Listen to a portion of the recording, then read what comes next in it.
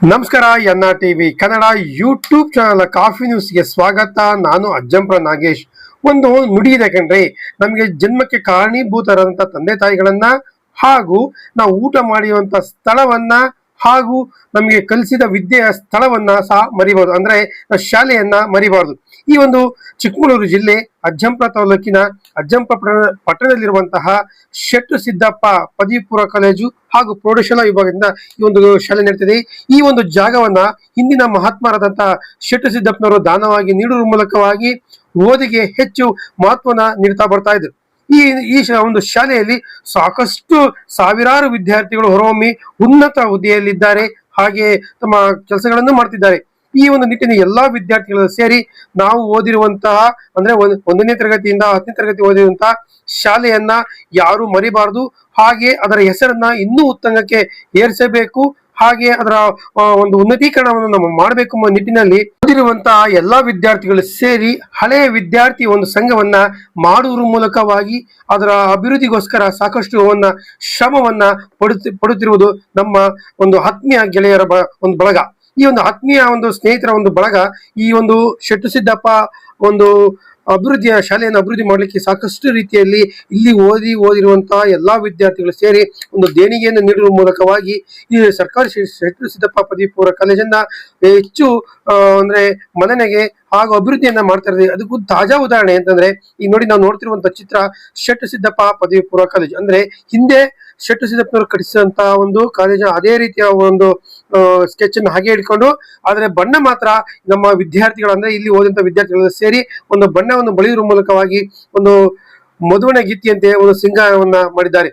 ಈ ಒಂದು ಮಧುವಣ ಗೀತೆಯಂತೆ ಇರುವಂತಹ ಈ ಒಂದು ಸುಂದರವಾದ ಒಂದು ವಿದ್ಯಾಲಯದ ಅರಮನೆಯಲ್ಲಿ ಮಕ್ಕಳಿಗೆ ಅನುಕೂಲವಾಗುವಂತೆ 8 ಮತ್ತು 9ನೇ ತರಗತಿಯ ವಿದ್ಯಾರ್ಥಿಗಳಿಗೆ ಒಂದು ವಿಶೇಷವಾದ ಬೇಸಿಗೆ ಶಿಬಿರವನ್ನ ಆಯೋಜನೆ ಮಾಡುವ ಮೂಲಕವಾಗಿ ಈ ಒಂದು ಹಳೆಯ ವಿದ್ಯಾರ್ಥಿಗಳ ಸಂಘ ಒಂದು ಪಣವನ್ನು ತೊಟ್ಟಿದೆ.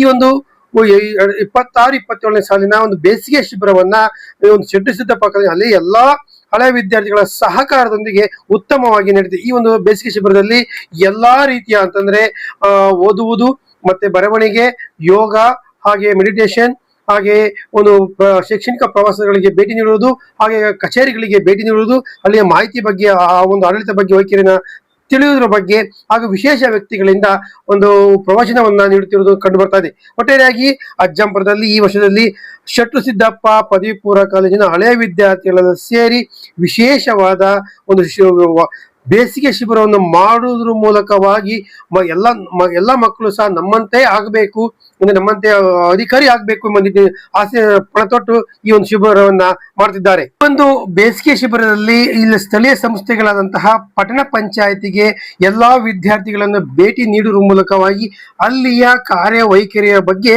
ಒಂದು ಅಧಿಕಾರಿಗಳು ಮಾಹಿತಿಯನ್ನು ನೀಡ್ತಾರೆ.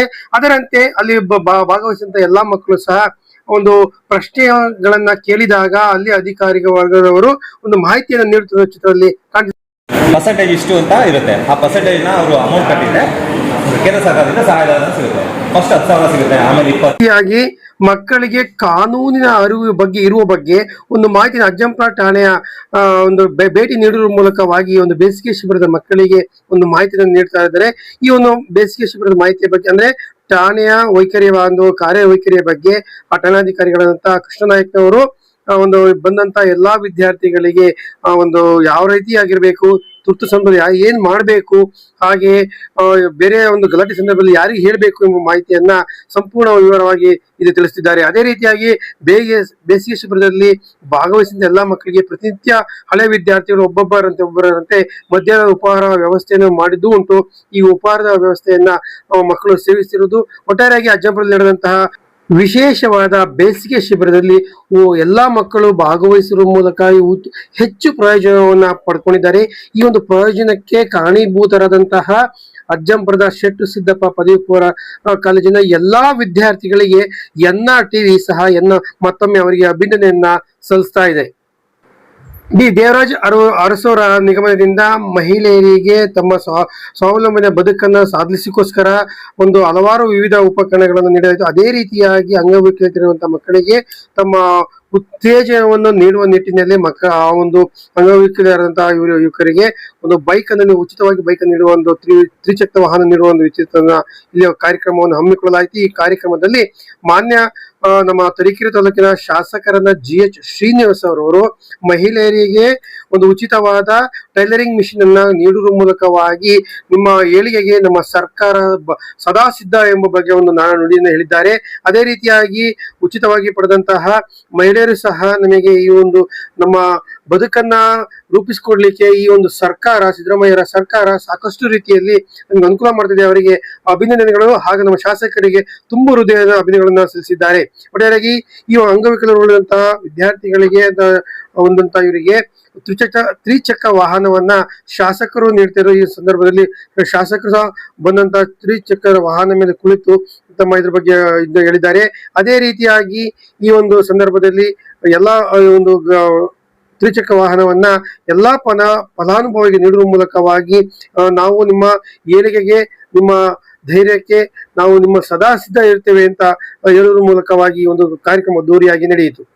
ಯಾವುದೇ ಒಬ್ಬ ವ್ಯಕ್ತಿಗೆ ಅಥವಾ ವಿದ್ಯಾರ್ಥಿಗಳಿಗೆ ಸಾರ್ವಜನಿಕ ಒಂದು ಪ್ರಶಂಸೆಯ ಮಾತುಗಳು ಅಥವಾ ಸಹಾಯ ಹಸ್ತ ನೀಡಿದಾಗ ಅವರು ಉತ್ತುಂಗ ಶಿಖರಕ್ಕೆ ಸಾಧನೆಯನ್ನ ಮಾಡ್ತಾರೆ. ಈ ಒಂದು ನಿಟ್ಟಿನಲ್ಲಿ ಕೊಡಗು ಜಿಲ್ಲೆಯ ಒಂದು ಗ್ರಾಮದಲ್ಲಿ ವಿದ್ಯಾರ್ಥಿಗಳು ದ್ವಿತೀಯ PUCಯಲ್ಲಿ ಹೆಚ್ಚು ಅಂಕ ಪಡೆದಂತಹ ವಿದ್ಯಾರ್ಥಿಗಳಿಗೆ ಕನ್ನಡ ರಕ್ಷಣಾ ವೇದಿಕೆಯ ಸ್ವಾಭಿಮಾನಿ ಬಣದವರು ಅವರಿಗೆ ಹೃದಯ ಸ್ಪರ್ಶಿಯಾಗಿ ಆತ್ಮೀಯವಾಗಿ ಒಂದು ಸನ್ಮಾನ ಮಾಡುವ ಮೂಲಕವಾಗಿ ಈ ಒಂದು ಸಾಧನೆಗೆ ಒಂದು ಪ್ರಶಂಸೆಯನ್ನು ನೀಡಿದ್ದಾರೆ. ಏಕೆಂದ್ರೆ ಇನ್ನು ಮುಂದಿನ ದಿನಗಳಲ್ಲಿ ನೀವು ಹೆಚ್ಚು ಸಾಧನೆ ಮಾಡಬೇಕು ಎಂಬ ಹೇಳುವ ಮೂಲಕವಾಗಿ ಒಂದು ಹೃದಯ ಸ್ಪರ್ಶದ ಸನ್ಮಾನವನ್ನ ಮಾಡಿದ್ದಾರೆ. ನೋಡ್ರಿ, ಈ ತರ ಹೋರಾಟ ಮಾಡೋದು ನಿಜ, ಆದರೆ ಈ ತರ ಮಕ್ಕಳಿಗೆ ಉತ್ತೇಜನ ನೀಡುವುದು ಎಲ್ಲಾ ಸಂಘಟನೆಗಳಲ್ಲಿ ಸಾಕ್ಷಿ ಆಗಬೇಕಾಗ್ತದೆ. ಯಾಕೆಂದ್ರೆ ಕನ್ನಡ ರಕ್ಷಣಾ ವೇದಿಕೆಯ ಸ್ವಾಭಿಮಾನಿ ಬಣದವರು, ಕೊಡಗು ಜಿಲ್ಲೆಯ ಸ್ವಾಭಿಮಾನಿ ಬಣದವರು ಉತ್ತಮ ಒಂದು ಒಳ್ಳೆಯ ಕೆಲಸವನ್ನ ಮಾಡ್ತಿದ್ದಾರೆ. ಅವರಿಗೆ ನಾವು ನಮ್ಮ NRTV ಬಳಗದ ವತಿಯಿಂದ ತುಂಬು ಹೃದಯದ ಅಭಿನಂದನೆಗಳನ್ನ ಹೇಳ್ತಿದ್ದೇವೆ.